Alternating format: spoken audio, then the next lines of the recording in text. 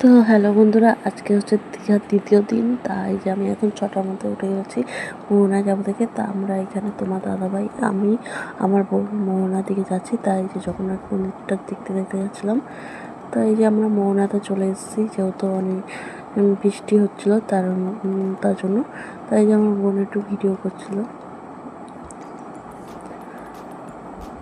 তারপর ওই দাদাভাইটা আমাদেরকে ছবি তোলার কথা বললো, তা আমরা ছবি তুলিনি। তাই এখানে যত বেলা হচ্ছিলো তত তার বেশি লোক হচ্ছিলো। তোমরা দেখতেই পাচ্ছ কত লোক হয়ে যাচ্ছে, প্রথমে লোক ছিল না। তারপর আমরা ওই দিকে আর যাইনি। তারপর রুমে চলে আসলাম। রুমে এসে এখানে আমরা লুচি আর তরকারি খেয়ে নিলাম। তারপর সমুদ্রে চলে গেছিলাম।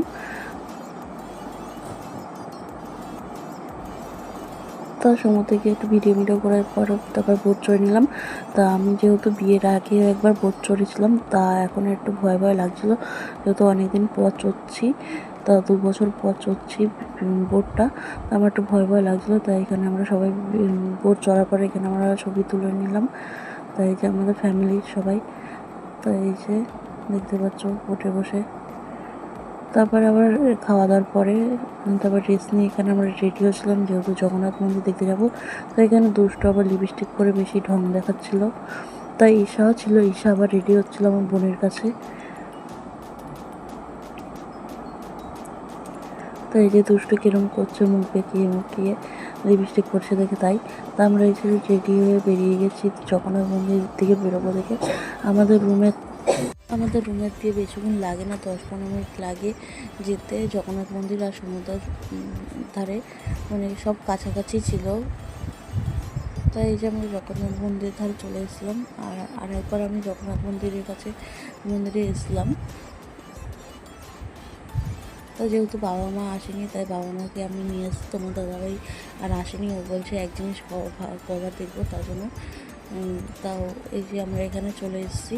তার মধ্যে বিকেলবেলা ঘুরে বৃষ্টি পড়ছিলো যেহেতু, তাই যে আমরা এখন মন্দিরের দিকে যাচ্ছি। তাই এখানে আবার সবাই ছবিও তুলছিল যেহেতু।